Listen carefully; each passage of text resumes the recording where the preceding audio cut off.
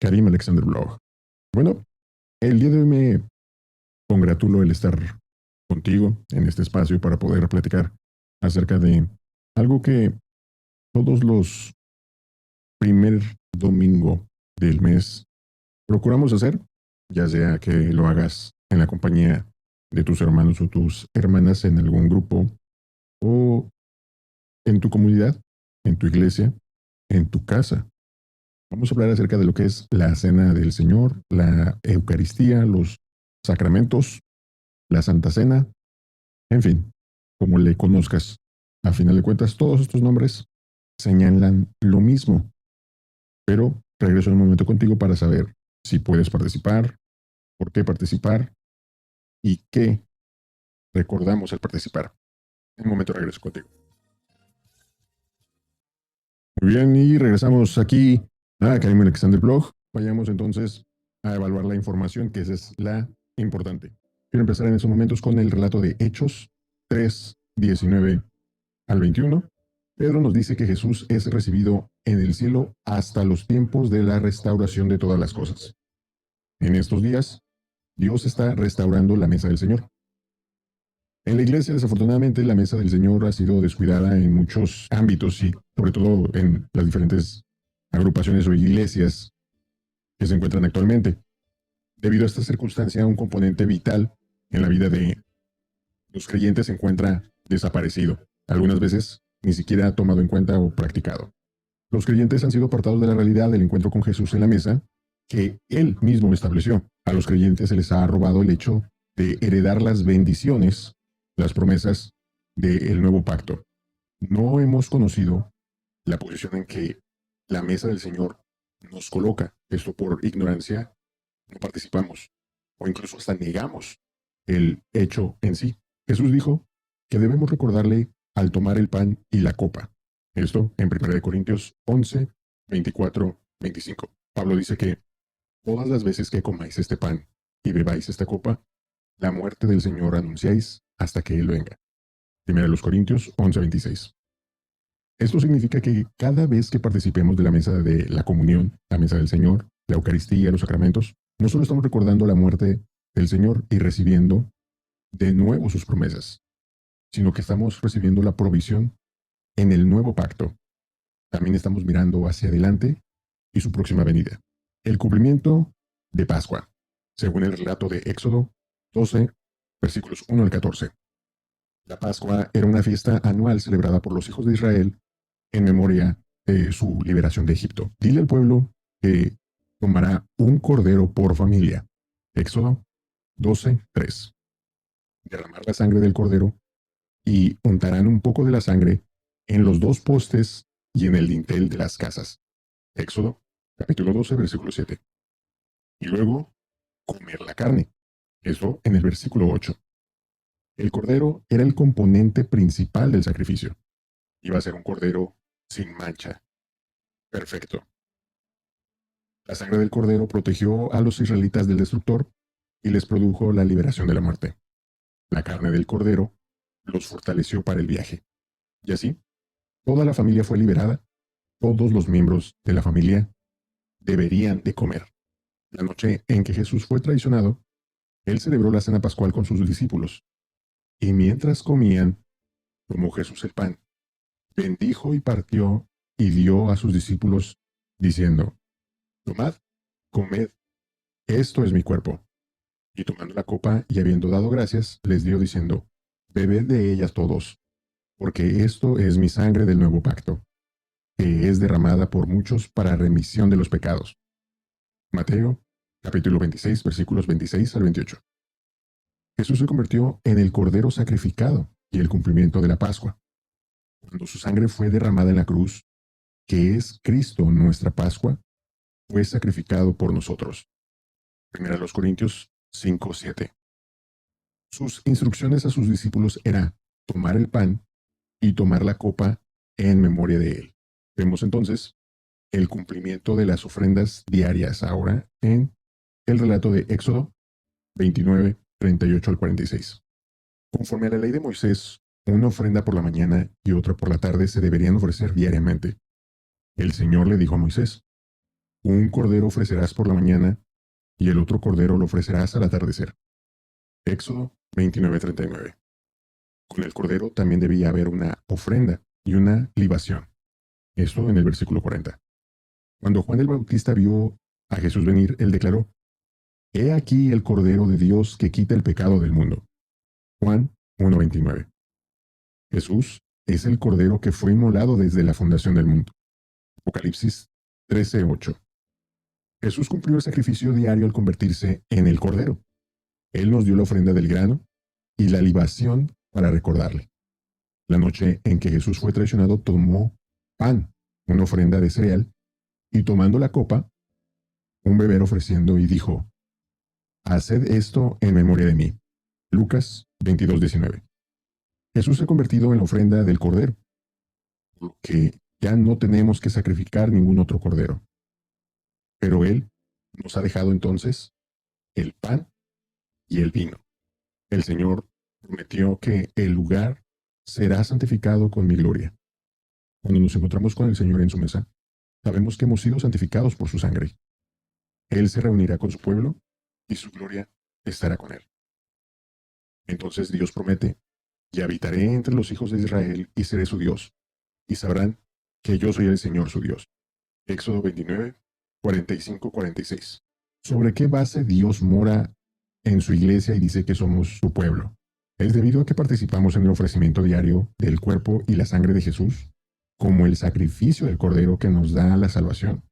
Así, esto demuestra que hemos salido del mundo y estamos separados para Dios. Somos santificados por su gloria. Cuando nos reunimos entonces con Él, cualquier día, todos los días si es posible, cuantas veces puedan, Él está en comunión con nosotros.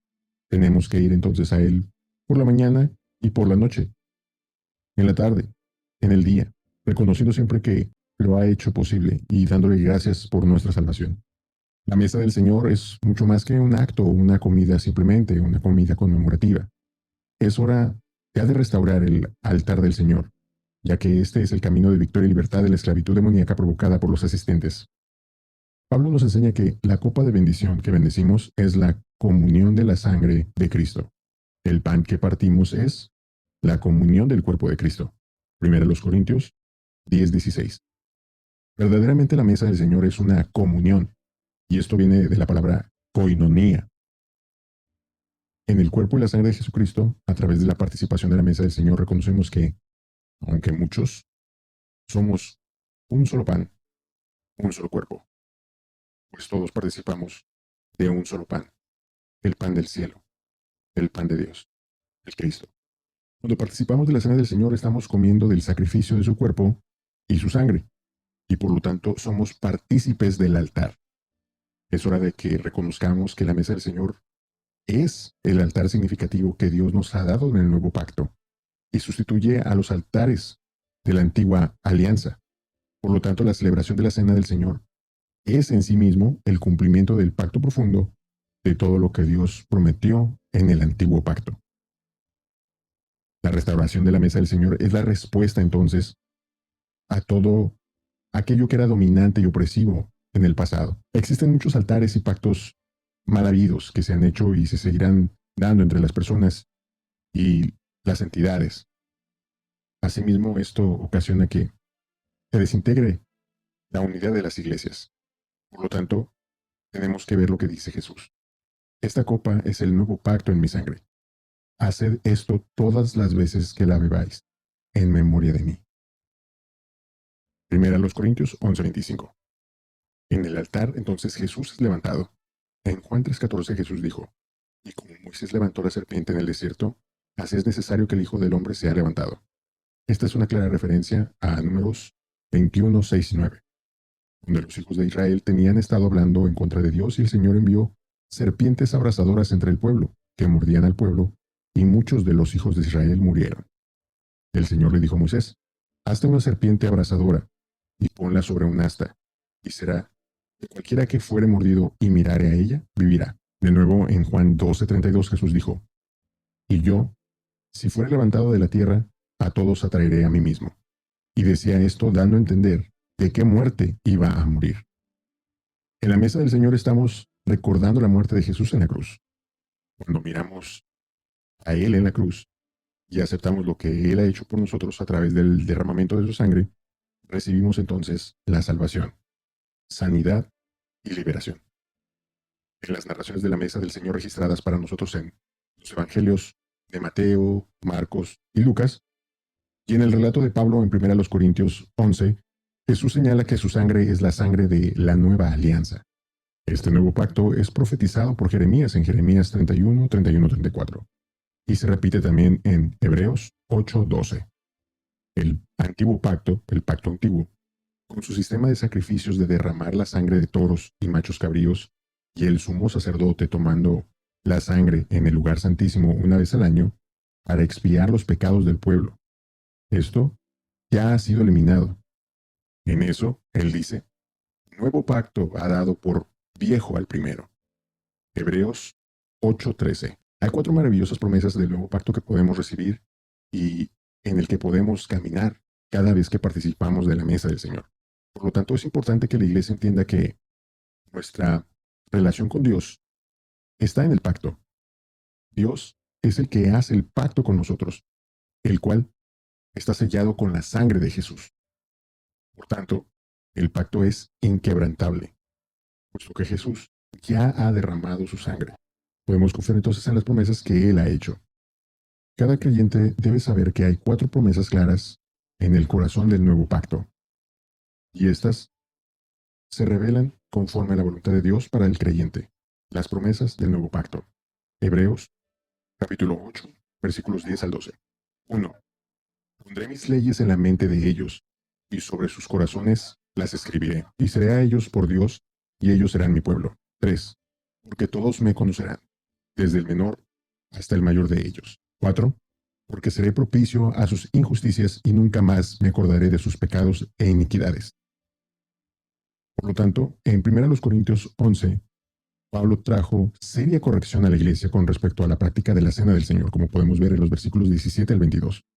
Dijo que su práctica no era la cena del Señor. Luego, en los versículos 23 al 25, Pablo nos entrega lo que él había recibido del Señor. Pablo es muy claro, dice que nos está enseñando exactamente lo que él había recibido. Sus palabras son muy similares a las registradas en los evangelios de Mateo, Marcos y Lucas. Pero el Espíritu Santo le había dado a Pablo una perfecta comprensión de la mesa del Señor y lo que Jesús había provisto. Según Pablo, Jesús dijo, y lo podemos ver textualmente en las Escrituras, haced esto todas las veces que la bebieres en memoria de mí. 1 Corintios 11:25. Hemos de recordar a Jesús con la frecuencia que bebamos la copa. Entonces Pablo dice, porque todas las veces que comáis este pan y bebáis esta copa, ¿con qué frecuencia? ¿Con qué frecuencia debemos recordar a Jesús y lo que hizo a través de su muerte sacrificial en la cruz y su resurrección al tercer día? Pero dice que por todas las veces que comáis, no hay un límite. No hay límite en la frecuencia en la que podamos participar del pan y la copa. La mesa del Señor está destinada a ser una parte esencial de nuestra comunión. Por lo tanto, la mesa del Señor hace que nos centremos en lo que hizo Jesús al morir en la cruz. En ella se centra lo que Él logró. Y las Escrituras dicen, Cristo, sumo sacerdote de los bienes venideros, y no por sangre de machos cabríos ni de becerros, sino por su propia sangre, entró una vez para siempre en el lugar santísimo, habiendo obtenido eterna redención. Hebreos capítulo 9 versículos 11 y 12. Pablo nos advierte que no debemos comer el pan o beber la copa del Señor de una manera indigna. Y si lo hacemos, vamos a ser culpados del cuerpo y la sangre del Señor. 1 Corintios 11:27. Indigno aquí significa irreverente, significa no aprender, no tomar en cuenta, no darle el valor, el honor, la importancia de lo que significa esta mesa. Por lo tanto, Jesús dijo que deberíamos concentrarnos en Él. No hemos de centrarnos en nuestra propia indignidad, sino centrarnos y apreciar lo que Jesús hizo en la cruz a causa de nuestra indignidad. La palabra examinar significa poner a prueba, lo cual tiene el sentido de ser aceptable. Pero ponte a pensar un momento sobre qué base somos aceptables. Bueno, ¿Sobre qué base podemos seguir adelante, comer y beber? Pablo dijo, entonces, coma del pan y beba de la copa, una vez se ha examinado a sí mismo. Hemos sido aceptables por Dios por creer en Jesús, el Mesías, y lo que Jesús ha hecho por nosotros. Su sangre nos limpia de todo pecado. Por lo tanto, podemos saber a través de la fe en la palabra de Dios que somos aceptados, aceptables. Por lo tanto, podemos comer y beber libremente del pan y la copa. Pablo nos da una prueba sencilla en 2 Corintios 13:5. Examinaos a vosotros mismos si estáis en la fe. Prueba a vosotros mismos. ¿O no conocéis a vosotros mismos que Jesucristo está en vosotros? Esta es la prueba. ¿Cree usted? ¿Ha nacido usted de nuevo? ¿Mora Jesucristo en su corazón por la fe? Si es así, bienvenido. Bienvenido a la mesa del Señor para comer y beber del cuerpo y la sangre del Señor. El que come y bebe indignamente sin discernir el cuerpo del Señor, juicio come y bebe para sí. Primera a los Corintios 11:29. La sentencia es automática. Si no come y bebe en fe, entonces usted no está comiendo y bebiendo de manera digna. ¿Se da cuenta? Si usted no come y bebe, entonces no es digno. ¿Cuál es la sentencia? Muchos enfermos y debilitados entre vosotros, y muchos duermen. Muerte prematura. ¿Qué significa entonces discernir el cuerpo del Señor?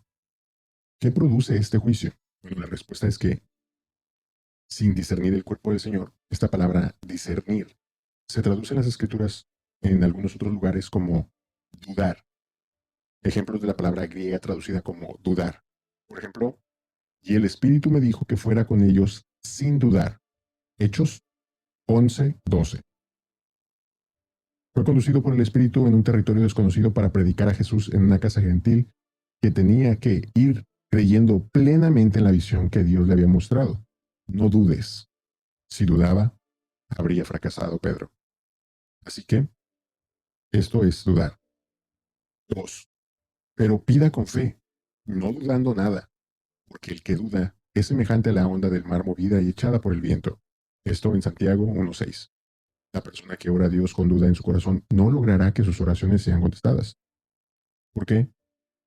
Porque no lo hace con fe, sabiendo que tiene la certeza de la respuesta.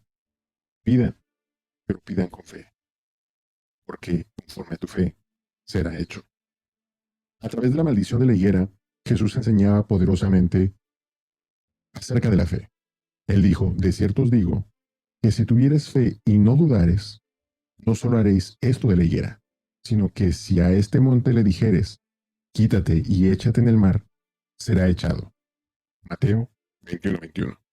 Jesús dijo, todo lo que pidiereis en oración, creyendo, lo recibiréis. Debido a no discernir del cuerpo del Señor, viene juicio sobre nosotros, por lo cual hay muchos enfermos y debilitados entre vosotros y muchos duermen. Primera los Corintios 11:30. Discernir el cuerpo del Señor, del griego, puede leerse también como sin dudar.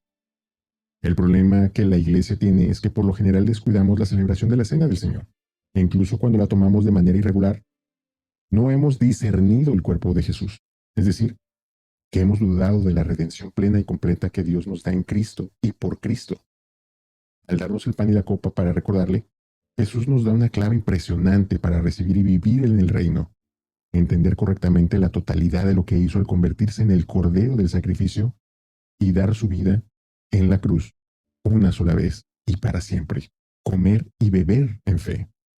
Cada vez que venimos a la mesa del Señor hemos de llegar con fe, no dudando de que es el cuerpo del Señor y no subestimar la importancia central de lo que Jesús ha hecho por medio de la cruz.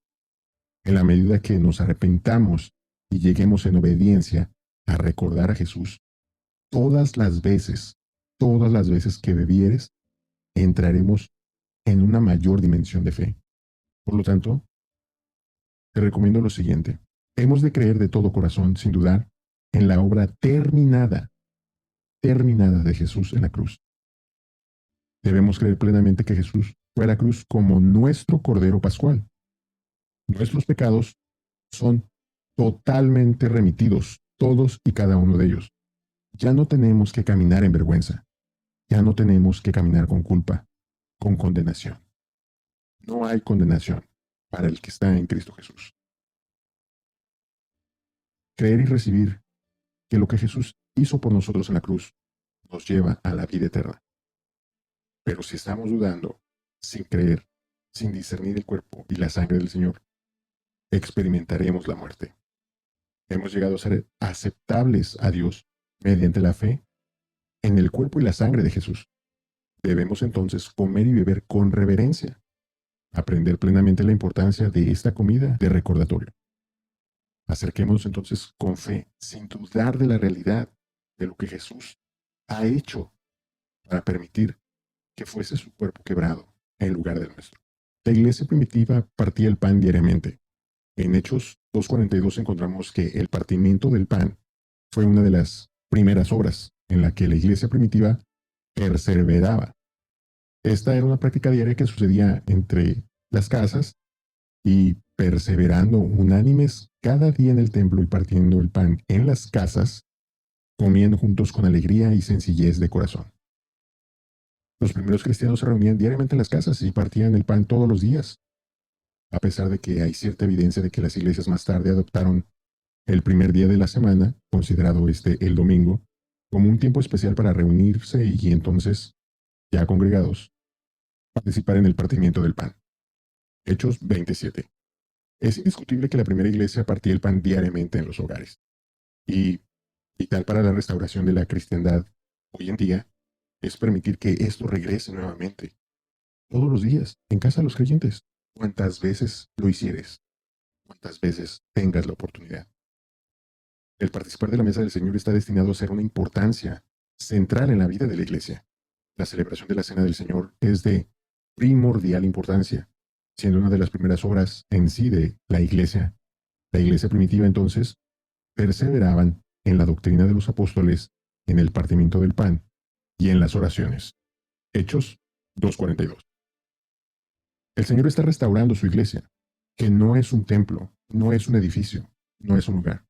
Somos todos nosotros congregándonos. Por lo tanto, no hay ninguna restricción en la frecuencia con que celebremos la comunión. Entonces es tiempo de que nos centremos en Jesús. Él traerá su memoria cuando tenemos comunión con Él. El partimiento del pan puede darse en los hogares o en cualquier lugar en donde 2 o 3 o más se reúnan en su nombre. Mateo 18:20. Algunas iglesias han añadido muchas reglas para la celebración del partimiento del pan, pero es hora de volver a la práctica bíblica, la sencilla, la que Jesús nos dejó, sabiendo que no podemos hacer nada separados de Él. ¿Qué debemos de hacer? Debemos de comer el pan y beber de la copa y recordar a Jesús, es decir, recordar a Jesús en lo que Él hizo por nosotros al ir a la cruz. Él se entregó en rescate por todos. 1 Timoteo 2:6. Hebreos dice, cuando hubo hecho la purificación de nuestros pecados, se sentó a la diestra de la majestad en las alturas. Capítulo 1, versículo 3. Por lo tanto, hemos de recordar a Jesús muriendo en la cruz y resucitando de entre los muertos. Pablo dice que cuando recordemos a Jesús en el pan y la copa, proclamamos su muerte, pero no solamente su muerte, sino que también proclamamos de lo que participaremos más adelante, su resurrección y ascensión. De asimismo, nosotros. Hagámoslo hasta su venida, tal y como dice la Escritura. La mesa del Señor se refiere a su venida. Cuando comemos el pan y bebemos la copa, las Escrituras dicen que proclamamos la muerte del Señor hasta que Él venga. 1 Corintios 11:26. Este es el periodo de la historia en el cual vivimos, es decir, el periodo transcurrido desde que el Señor murió en la cruz, su resurrección, hasta que Él venga. En memoria de mí. La mesa del Señor es más que recordar la muerte, es recordar que el Señor mismo fue quien murió y resucitó. Que el Señor mismo con voz de mando, con voz de arcángel y con trompeta de Dios, 1 Tesalonicenses 4:16. Habrá una generación que habremos quedado hasta la venida del Señor. Cuando venga el Señor Jesús, también traerá Dios con Jesús a los que durmieron en Él. Por lo tanto, tenemos que estar listos para la preparación para su venida. La manifestación exterior de la historia no es para que todos nosotros lleguemos al cielo, sino para que estemos preparados para la venida del Señor, su regreso a casa. La venida del Señor está destinado a ser un factor central e importante de nuestra fe. Somos salvos por la fe, por creer en la obra redentora que Jesús ha completado al morir y resucitar. Pero, ¿para qué somos salvos? Somos salvos para estar en Cristo, para ser testigos de Cristo y ser reflejo de la vida de Cristo en el mundo, hasta que Él venga. No nos estemos preparando para ir al cielo o, mira, lo importante es que arriba, abajo, a un lado, al otro, donde esté el Señor, está Dios y estemos nosotros, es más que ganancia. Esa es la realidad que se nos recuerda cada vez que participamos en la cena del Señor. Algunas preguntas interesantes que la gente se plantea con referencia a la cena son las siguientes. Coméntame si alguna de ellas has tenido o tienes alguna otra. ¿Los niños están invitados a comer y beber en la mesa del Señor? Bueno, no hay instrucciones directas desde las Escrituras. Hay que saberlo. Sabemos que Jesús reprendió a los discípulos por detener a los niños que vienen a Él. Pero Jesús dijo, dejad a los niños venir a mí y no se los impidáis, porque de tales es el reino de los cielos. Y puso sus manos sobre ellos. Mateo 19, 13, 15. Tenemos que preguntarnos a nosotros mismos, ¿es consciente el niño de el hecho de una fe salvadora? Si esto es así, ¿qué le impide participar? Cuando el pueblo de Israel celebraba la primera Pascua en Egipto, toda la familia estaba involucrada. Toda. Todos estuvieron protegidos en Egipto. Toda la familia estaba involucrada en el derramamiento de la sangre del cordero y todos comieron de la carne del cordero. Éxodo 12. ¿Se imaginan a los ancianos y los padres prohibiendo a los niños comer de la carne del cordero? ¿Debe una persona ser bautizada antes para que pueda participar de la cena del Señor? Bueno, una vez más las escrituras no mencionan tajantemente nada, pero la expectativa normal en las escrituras, la tendencia, por decirlo así, es que cuando una persona creía en Jesucristo se bautizaba inmediatamente y luego participaba en el partimiento del pan, ya sea diariamente y de casa en casa. Hechos 2, 41, 46. Muchas iglesias y ministerios modernos no bautizan a los nuevos creyentes de inmediato, por lo que se enfrentan a la cuestión de si una persona no bautizada puede participar. Una vez más, si nos fijamos en el modelo de la historia de Éxodo, tal y como fue la Pascua, las personas que comieron la carne del cordero y fueron protegidas por la sangre, no fueron bautizadas antes de comer. La Biblia dice que ellos fueron bautizados en Moisés, pasando por el Mar Rojo. Primera los Corintios 10, 2. De hecho, de ahí proviene la palabra hebreo, que literalmente significa mojado, pasado por agua. ¿Qué elementos se pueden utilizar? Bueno, Jesús tomó pan y, habiendo tomado la copa, en realidad nunca se menciona en el Nuevo Testamento que había vino en la copa, y Jesús se refirió a el fruto de la vid. Lucas 22, 18, Marcos 14, 25 y Mateo 26, 29. Las iglesias denominacionales mayores suelen utilizar vino alcohólico, creyendo que es la práctica bíblica. Muchas de las nuevas denominaciones usan jugo de uva. La Biblia no especifica la naturaleza del contenido de la copa. Textualmente no está especificado. Por lo tanto, no debemos nosotros ser quienes juzguen e impongan qué tipo de elemento, conforme a la bebida, puede ser utilizado. Acabamos de mencionar anteriormente que pueden participar los niños. Creo que sería coherente poder tener algo para ellos de acuerdo a su edad y a sus posibilidades también. La mayor parte de las iglesias usan jugo de uva o incluso hasta un jarabe de color. Pero, ¿qué pasa si usamos, no lo sé, alguna bebida gaseosa, por decirlo así, o no alcohólica? ¿Cómo puede la gente en un pueblo aislado comprar pan y vino? ¿Será que ellos, por no cumplir tajantemente con pan y vino, no podrán ser partícipes de la cena? ¿Qué pasa de aquella gente que no tiene pan o que no puede consumirlo por alguna restricción alimenticia, corporal? ¿Qué pasa de aquellos que, por algún voto personal o salud, no pueden consumir vino o jugo de uva azucarado? Nuevamente tenemos que responder estas preguntas de forma práctica y darnos cuenta de que la mesa del Señor es un momento para recordarlo, mientras comemos y bebemos de una manera enfocada en Él. El elemento no es más importante que la representación misma del valor al cual representa, valga la redundancia. Muchas veces le hemos dado más valor al elemento que a lo que simboliza. Si Jesús viene a su casa en el pueblo y todo lo que tiene usted para ofrecerle es lo que usted come y bebe a diario, incluso si es solo agua, ¿usted cree que Jesús comería y bebería con usted o le rechazaría? ¿Se negaría Jesús a comer y beber con los niños? ¿Se negaría a tomar alguna bebida por no ser específicamente algún tipo de vino o pan? Creo que muchas veces somos nosotros mismos los que impedimos el esparcimiento y la aceptación del reino de los cielos. Piensa en estas cosas y no se base en reglas religiosas que posiblemente ha heredado de sus padres misioneros, de sus conceptos religiosos, que poco tienen que ver muchas veces con la misericordia, la gracia de Dios.